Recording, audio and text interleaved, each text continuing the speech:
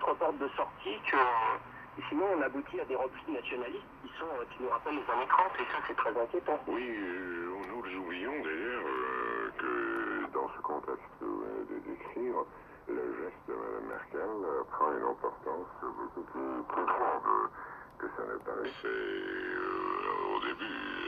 Voilà, ce n'est pas pour amadouer l'électorat d'origine juive qu'elle l'a fait, mais pour mettre une sorte de garde-fou, si vous voulez, entre la majorité de l'électorat allemand et ces marginaux fascisants qui lèvent la tête de plus en plus souvent, non seulement en Allemagne, mais dans toute l'Europe, hélas, n'est-ce pas? Oui, et moi j'aimerais aussi dire que d'habitude, il faut l'avouer, nous sommes habitués à critiquer les hommes politiques, mais je voudrais dire quand même, sauf l'image et l'argent, il y a quand même des idéaux, et je crois que parmi les politiciens, il y a certains qui travaillent pour le pays quand même, Audrey. Grand bien leur face, chers auditeurs, je dois vous rappeler une dernière fois que vous avez été à l'écoute de la voix de la Russie avec Tatiana Santi, Aksana Bobrovich, notre invité François Gentilly, archéologue français.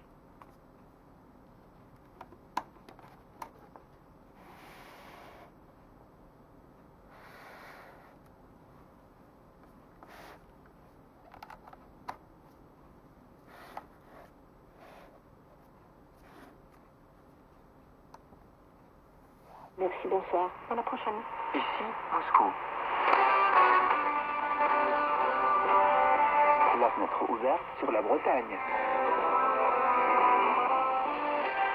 L'Union européenne va revoir ses relations avec l'Égypte dans les prochains jours.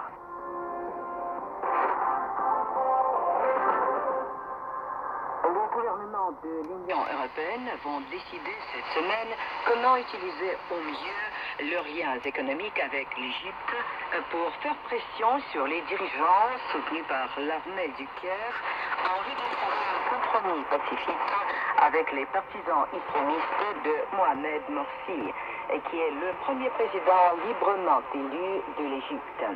Dans une déclaration faite dimanche, le président du Conseil européen, Herman Van Rompuy, et le président de la Commission européenne, José Manuel Barroso, ont appelé toutes les parties en Égypte à faire preuve de retenue et à éviter une nouvelle escalade de la violence. À cette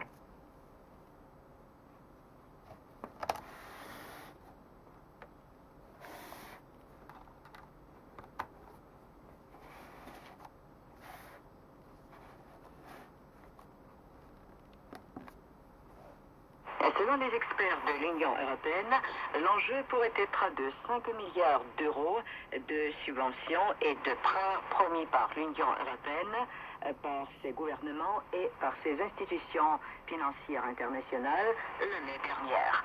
Toutefois, la capacité de l'Union européenne à exercer une pression économique immédiate sur le Caire est limitée. Et une grande partie de son aide actuelle est déjà arrêtée en raison de l'insuffisance des réformes démocratiques en Égypte. Mais il y a l'espoir qu'un tel signal pourrait aider à mettre fin à une répression sanglante par le gouvernement contre les musulmans de Morsi, dans laquelle environ 800 personnes ont trouvé la mort, et à éviter de nouvelles effusions de sang entre les deux parties. Néanmoins, le ministre des Affaires étrangères de la France, Laurent Fabius, a dit que rien ne pouvait être exclu.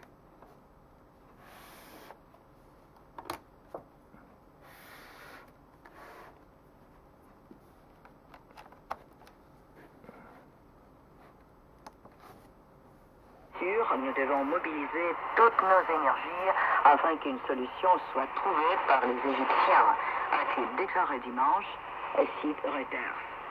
Enfin, les États-Unis et l'Union européenne ont tenté conjointement de faciliter une solution politique et pacifique à l'impasse entre l'armée et les islamistes.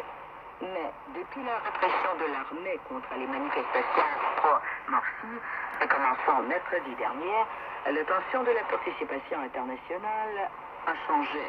Dans le choix de ses prochaines étapes, l'Union européenne devra faire preuve de prudence, suivant à qui elle s'adresse.